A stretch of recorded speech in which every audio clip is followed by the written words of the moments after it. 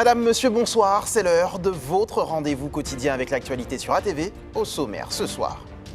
Le crabe à l'honneur, lundi de Pâques oblige, le célèbre matoutou est dégusté en famille ou entre amis sur la plage, mais au milieu des faitous préparés avec amour, certains choisissent la facilité pour le plus grand bonheur des snacks et restaurants.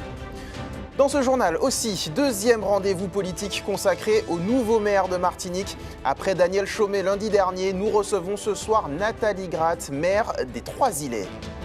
Et puis, vous verrez qu'en basketball, le Golden Star n'a laissé aucune chance à la Gauloise en finale de la Coupe de Martinique. Les Foyalais s'imposent 86-47 et décrochent un nouveau trophée. Le récit du match dans quelques minutes.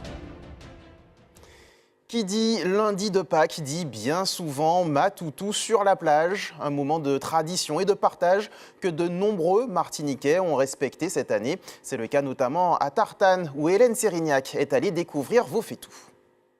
Sur la plage, des chaises, des bâches et toute la famille réunie autour d'une table bien garnie. Parmi les faitous, celui de la star de ce lundi de Pâques, le crabe. Pour la recette du matoutou, ce samaritain n'en est pas à son coup d'essai, elle se transmet de génération en génération. De l'oignon pays, de l'oignon France, de l'ail, du poivre, des piments végétariens, c'est important. Et puis une bonne pâte à colombo. Pour un crabe, il faut compter environ 3 €, à moins de l'avoir capturé à la ratière comme le veut la tradition. On a fait les ratières, puis on pose sous le trou. Et puis, quand ça tombe, on va regarder, on va pas avoir 15 minutes, 20 minutes. On va regarder, et puis dès que ça tombe, il y a les câbles là-dedans. Avant de concocter ce matoutou, il a fallu nettoyer soigneusement les crabes, étape primordiale pour en maximiser les saveurs. C'est facile, mais par contre, pour préparer, nettoyer, c'est là qu'il faut du temps. Ah oui, là, il faut du temps parce qu'il faut brosser les crabes, il faut enlever les poils, il faut enlever les ongles, il faut tout enlever, il faut bien nettoyer. Au menu du crabe, mais aussi des acras, du coq, du gâteau à l'ananas. En ce lundi de Pâques, c'est toute la cuisine traditionnelle de la Martinique qui est à l'honneur. Il y en a pour tout le monde et pour tous les goûts. Vous l'aurez compris, ce délicieux matoutou qui met à l'honneur des crabes de terre est un incontournable de la période. D'ailleurs, si vous n'êtes pas un as des fourneaux ou que vous souhaitez simplement déguster votre plat sans passer par la case cuisine, snacks et autres restaurants sont là pour vous. Il n'y a plus qu'à mettre les pieds sous la table. Ryan Aneas. Il est impossible d'imaginer Pâques sans lui. Le crabe est dans toutes les têtes en ce lundi, mais beaucoup le préfèrent en bouche. Pour certains, c'est préparation à la maison, mais pour d'autres, le matoutou est déjà prêt et il suffit juste de l'acheter. C'est le cas de Guy qui achète ce matin un plat de lambi et bien sûr, un plat de crabe soigneusement préparé.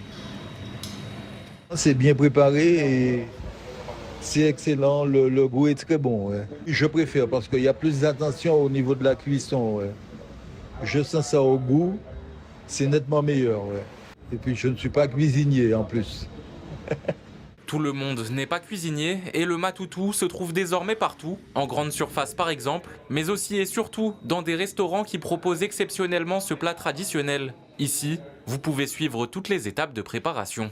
Quand il est mort, moi j'enlève la carcasse, la carapace, je récupère la graisse, voilà. Et après, j'enlève les pinceaux au bout. Allez, et puis, voilà, il faut tout enlever proprement, délicatement pour ne pas casser toutes les pattes. Effet n'avait plus préparé de crabe depuis son enfance. Aujourd'hui, il est venu prêter main forte à son ami et faire perdurer la tradition du pays. C'est ça qui fait la sauce. C'est la sauce du crabe. Et puis c'est avec plaisir, avec vraiment bonheur. Je fais ça en compagnie de la Sister Sunshine. Et vraiment, c'est un réel plaisir. On avait plus de, je sais pas, au moins une centaine de crabes. Et bien, on a fait ça, c'est les derniers. C'est bagaille nous qui est là, donc faut nous faire. Parce que nous pas faire, nous qui fait nous. Le crabe, l'essentiel du pays, le nanan du pays. Une tradition qui ne s'essouffle pas. Le gérant de cet établissement avait déjà épuisé son stock de crabes hier. Il a dû se lever tôt pour satisfaire à nouveau sa clientèle du jour. Depuis hier, j'étais obligé de ce matin d'acheter encore de crabes parce qu'il y a eu une forte demande. On n'avait même pas suffisamment. Alors je me demande aujourd'hui à midi est-ce que vraiment il y aura pour tout le monde?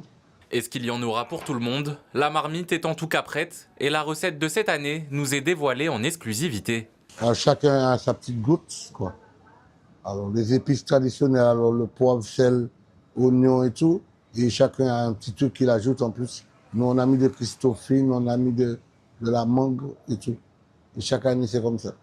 C'est le traditionnel plat depuis plusieurs années que je fais le lundi de Pâques. Et je fais même aussi pendant le lundi de Pentecôte, toujours des crabes et voilà, c'est la tradition. Une tradition respectée et à fort succès ici à Sainte-Thérèse, où le crabe ne marche pas de côté, il va tout droit dans l'assiette. À la une aussi de l'actualité, ce long week-end de Pâques est marqué par des échouages d'algues sargasses, notamment sur la côte atlantique. Au Robert, les riverains sont malheureusement habitués à ces arrivages massifs et réguliers. Résignés face à cette situation, ils s'en remettent au dispositif de ramassage des algues mis en place par la municipalité. Voyez quelques réactions recueillies par Hélène Sérignac. La mairie fait son travail, en fait. Ils évacuent assez souvent, assez régulièrement ici. Mais au niveau des odeurs, c'est vraiment nauséabond. Pour moi, je vois qu'il y a un travail qui est fait quand même. Sinon, regardez bien aujourd'hui, il n'y a pas d'odeur là, alors qu'il y a les sargasses. Bon, je pense que d'ici mardi, quand ils vont reprendre, il n'y aura plus rien, quoi. Ils ont mis une équipe avec des marins pêcheurs pour enlever le sargasse au niveau du barrage. Là, ça ne stocke pas trop, ça n'a pas tendance à entrer et à sentir beaucoup. Mais le nécessaire n'est pas encore bien fait. Vous le savez, chaque lundi, nous recevons l'un des 12 nouveaux maires de Martinique, 2 semaines après les élections municipales qui l'ont vu sortir vainqueur des urnes. Nathalie Gratte, maire des Trois-Îlets, est notre invitée.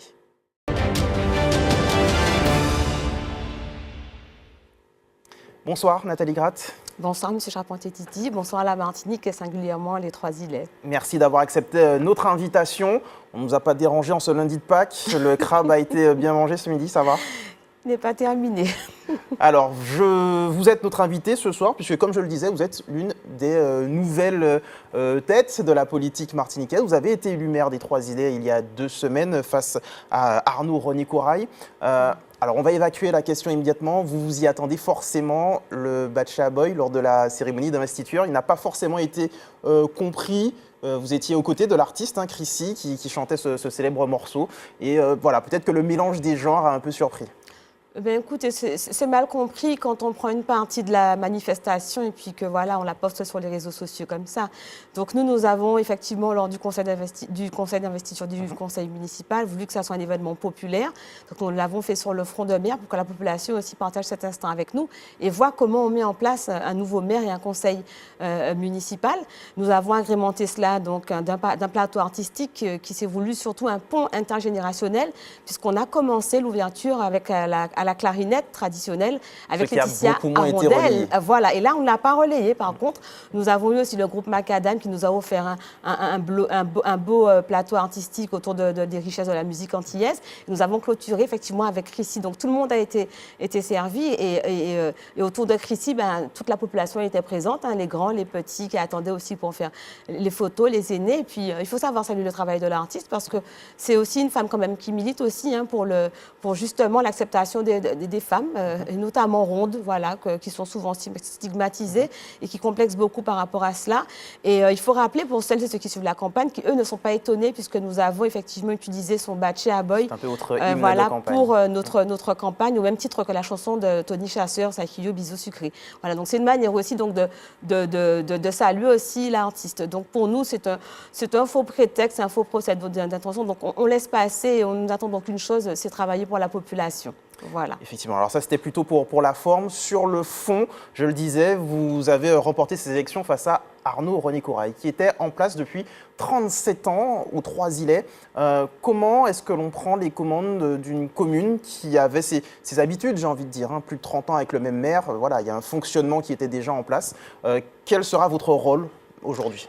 Alors déjà démocratiquement, parce qu'il ne faut pas qu'on laisse penser qu'on a pris, qu'on a arraché, donc on est légitimé déjà par la population qui a fait ce choix effectivement aux urnes de voter pour la liste Trois-Îlets à venir que j'ai menée. D'ailleurs, plus de 58% des voix. Et colistier, tout à fait. Donc les urnes ont parlé de belle manière.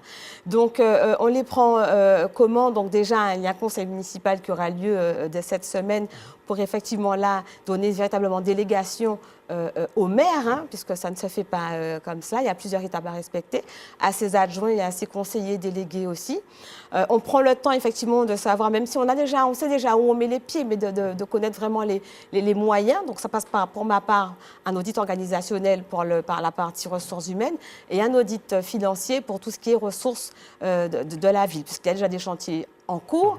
Nous avons aussi des projets et il faut qu'on voit effectivement les moyens dont on dispose véritablement et où on va devoir aller chercher effectivement les ressources complémentaires pour mener à bien ce projet. Ça passe aussi par la transparence auprès de la population. Donc nous souhaitons aussi mettre en place très rapidement un conseil de quartier avec des référents de quartier. On a déjà des volontaires qui frappent à la porte et passer par eux pour avoir des vraies remontées de terrain au niveau des attentes de la population, même si on le sait. Et puis donc consulter la population à chaque fois effectivement que des projets structurants viendront impacter leur quotidien. Exactement. C'est ce que nous avons effectivement partagé avec la population pendant toute la campagne. Vous l'avez dit, hein, étudier donc la faisabilité des projets, de ce qui a été annoncé notamment pendant la campagne. Mais quel serait le projet fort, celui que vous avez envie de mettre en place le plus rapidement possible, le plus parlant peut-être pour les Iléens et les Iléennes?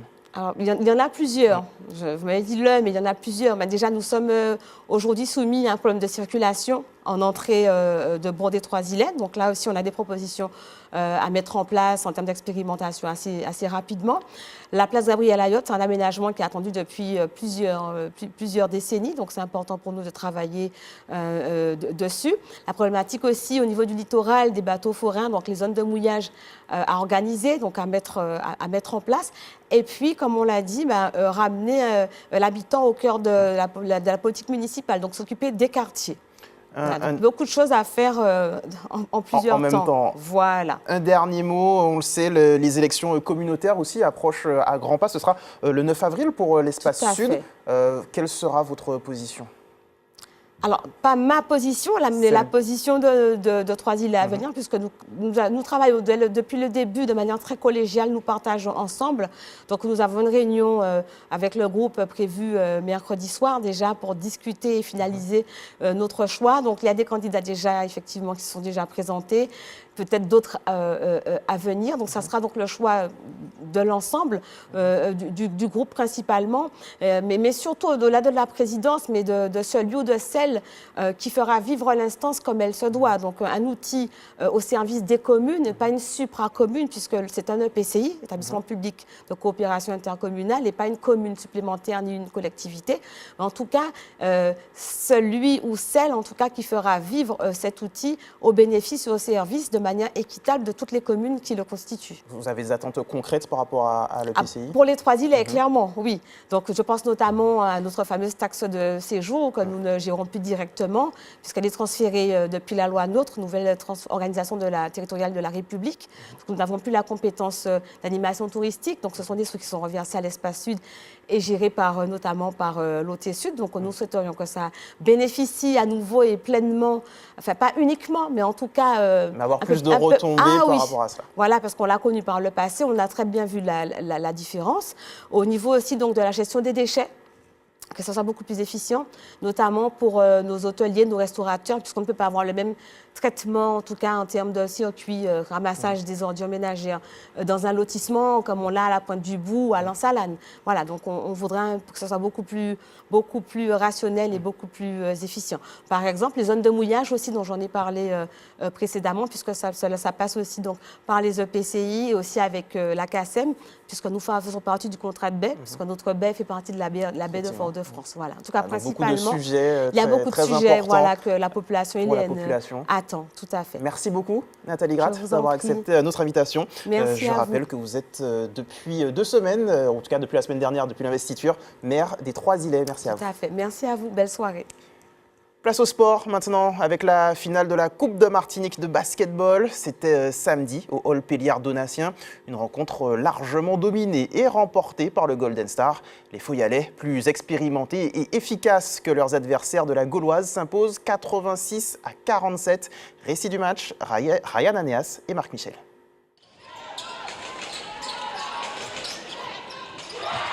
La finale de la Coupe de Martinique opposait samedi soir le Golden Star à la jeune équipe de la Gauloise. Dès l'entame, les Foyalais imposent leur rythme.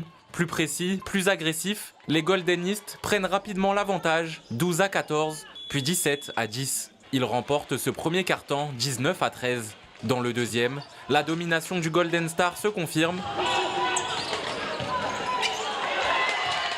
La Gauloise peine à trouver des solutions face à une défense bien en place. Les joueurs de Steve Souchette creusent l'écart, 33-13, puis 40-15. À la pause, l'écart est déjà conséquent, 45-19. Au retour des vestiaires, les Gaulois tentent de réagir.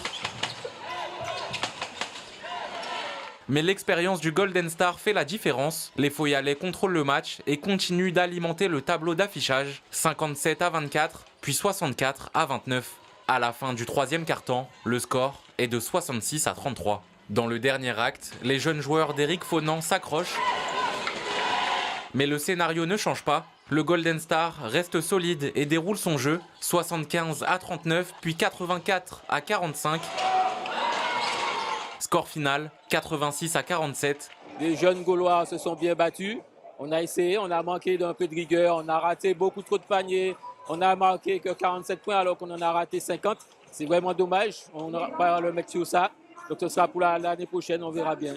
On se méfie énormément de cette équipe-là qui a quand même battu 24. Bon, ce sont des jeunes, ils vont très vite. Donc on a essayé de ralentir, de faire tout pour ralentir leur jeu au maximum. Maintenant, ça a plus ou moins payé. Maintenant, je pense qu'il faut qu'on fasse attention pour ne pas perdre autant de ballons. Le Golden Star remporte logiquement cette finale et s'adjuge la Coupe de Martinique. Et à noter que chez les femmes, l'éclair de Rivière-Salée est venu à bout du 24 sur le score sans appel de 67-36 et conserve ainsi son trophée. Les femmes qui seront à l'honneur demain soir au Free Comedy Club, 5 humoristes seront sur scène. Parmi elles, Adeline Zaru. La comédienne se produit pour la première fois en Martinique avec son spectacle De A à Enfin Zen, ce soir à 19h30, toujours au Free Comedy Club à Fort-de-France. À quelques heures du show, elle était face à la caméra de Loïc Régis. Bonsoir Adeline Zaru. Bonsoir. Merci d'avoir accepté notre invitation, de vous être déplacée dans nos locaux pour nous présenter votre premier One Woman Show. On va revenir sur cette expression, puisqu'on parle plutôt de Two Woman Show, j'ai l'impression, de A à Zen. De A à Enfin Zen. De A à Enfin Zen. Pourquoi Enfin Zen? Alors, j'aurais dû appeler ça presque Zen, parce que je ne le suis pas encore. Donc, c'est un spectacle que j'ai créé en 2019 à Paris. Ouais, ça remonte, ça fait un moment. Donc, je l'ai créé en 2019. Donc, je l'ai joué, en fait, après 15 ans de procrastination. C'est pour ça le Enfin Zen. Mais je ne suis pas totalement encore Enfin Zen, j'y travaille. J'ai procrastiné beaucoup à cause de ma petite voix intérieure, justement, dont je parle dans mon spectacle. Peur de ne pas être à la hauteur, de ne pas être assez drôle. Je me comparais à mes amis humoristes qui décollaient. Et parce que moi, je suis comédienne, donc avant tout, j'ai fait le Conservatoire national supérieur de Paris. Et j'ai eu envie de monter seule sur scène. Et justement, je côtoyais beaucoup de plateaux d'humour, beaucoup d'humoristes, et qui me poussaient à monter seule sur scène. Et je procrastinais. Et donc, j'ai écrit plein de débuts de spectacle, justement, de la fille qui n'arrive pas à faire son spectacle. Donc, les premières versions, c'était plus ce thème-là. Et comment j'ai pu me faire parasiter par cette petite voix intérieure qui me pourrit la vie. Et toutes les méthodes de développement personnel que j'ai essayé pour m'en libérer. Donc, des accords Toltec à Bouddha, jusqu'à la psy hors de prix. Et donc, j'ai créé ce spectacle enfin en 2019. Je l'ai créé au Mélo d'Avénie à Paris. Après, je l'ai joué à la Divine Comédie. Et puis, hop, il y a eu le confinement, il y a eu le Covid. Et donc là, j'ai été bloquée, comme tout le monde. Et pendant le deuxième confinement, je suis partie en Guadeloupe, que je connaissais déjà un petit peu, pour fuir, vraiment en mode refuge. Et là, j'ai pu jouer mon spectacle en Guadeloupe. Donc, j'ai fait une vingtaine de dates dans toute la Guadeloupe, à Saint-Barth aussi, à Marie-Galante. Et donc, je suis restée 1 an en Guadeloupe. Je devais rester 1 mois, je suis restée 1 an. Donc vous êtes une habituée de la Guadeloupe déjà, et vous débarquez pour la première fois en Martinique. Exactement. Voilà, c'est ma 3e tournée en Guadeloupe actuellement. Je suis vraiment venue entre 2 dates. Et je suis ravie de venir en Martinique. En fait, j'avais été mise en contact avec Kendou, donc du Free Comedy Club, il y a 5 ans, quand je suis venue pendant le Covid en Guadeloupe. Et malheureusement, j'ai pas pu venir à cause des couvre-feux, etc. C'était trop compliqué. Et donc là, j'ai été remise en contact avec lui. Et voilà, on a convenu de faire cette date. Donc je suis ravie. Alors après, c'est le lundi de Pâques. C'est pas la meilleure des dates, mais comme il fallait caler une date entre... L'important, c'est de pouvoir jouer et d'aller sur scène. J'espère même que vous serez au rendez-vous, le public. Même si c'est lundi de Pâques, venez manger vos œufs et votre crabe à mon spectacle. Free Comedy Show. Une question par rapport à votre parcours. Vous l'avez dit, vous avez fait le Conservatoire national et cette formation de comédienne, finalement, elle se retrouve aussi sur scène. Vous jouez différents personnages. Il y a une richesse de personnages qu'on ne retrouve pas forcément dans tout one-man show. C'est vrai, moi, c'est vrai que c'est vraiment la mode du stand-up à fond. Moi, je fais plus du sketch-up, c'est-à-dire un mélange de stand-up et de sketch. Je joue des personnages et beaucoup d'interactions avec le public. Donc, je raconte mon parcours. Donc, c'est le mode stand-up, là, où je parle au public, je les fais réagir. Je les fais pas monter sur scène, c'est moi qui vais à eux, s'il y a des gens qui ont peur. Mais voilà, j'ai beaucoup d'interactions avec le public et c'est ponctué vraiment de plein de sketchs avec des personnages. Où je raconte en fait tous mes déboires professionnels, amoureux, à cause de cette petite voix intérieure et toutes les méthodes de développement personnel que j'ai essayé pour m'en libérer, justement. Une dernière question. Alors, on l'a compris, un rendez-vous ce soir, 19h30, juste après le journal télévisé. Donc, ça risque d'être un petit peu ric-rac, mais on peut s'organiser. Mais vous serez également sur scène demain dans un cadre un peu plus large. Oui, au Free Comedy Club toujours. Donc c'est rue Lamartine, je pense que les gens connaissent rue Lamartine à Fort-de-France. Et donc demain, je participe aussi à un comedy club féminin, 100% féminin, mais réservé aussi aux hommes. C'est pas que le public féminin, c'est juste que nous, les artistes seront des femmes. Voilà, mais le public mixte, bien sûr. Je préfère préciser parce qu'il y a des hommes qui nous demandent est-ce qu'on peut venir? Mais évidemment. 19h30 aussi demain. Donc, pour ce show 100% féminin. 100% féminin. Vous pouvez aussi réserver vos places sur Bizouk. Et je tiens à dire que pour mon One Man Show, c'est le petit flyer, je fais des petits prix dans cette île qui est très chère. Je fais des tout petits prix, c'est-à-dire si vous venez à 2, la place est à 10 € seulement. Donc pour 1h30 de rire, 10 €, ça vaut vraiment le coup. C'est vraiment beaucoup moins cher qu'une thérapie et beaucoup plus drôle. Et beaucoup moins long aussi, ça dure qu'1h30. Eh bien, rendez-vous ce soir et demain soir au Free Comedy Club. Voilà, merci beaucoup, Adeline Zaru. Merci à vous. Comme chaque soir, on regarde ensemble le calendrier de l'EFS. Demain, vous pourrez donner votre sang sur le parking du centre commercial de Cluny à Schellcher de 8h30 à 17h30. Autre possibilité, la Maison du Don, immeuble Le Fils, quartier Dillon à Fort-de-France, de 10h30 à 17h. Avant de laisser place à l'actualité nationale, je vous rappelle la principale information de cette édition. Le crabe à l'honneur. Lundi de Pâques oblige, le célèbre matoutou est dégusté en famille ou entre amis sur la plage. Mais au milieu des fêtous préparés avec amour, certains choisissent la facilité pour le plus grand bonheur des snacks et restaurants. C'est ainsi que se referme notre tour d'horizon de l'information locale. On se retrouve dans quelques secondes pour l'actualité nationale et internationale. A tout de suite.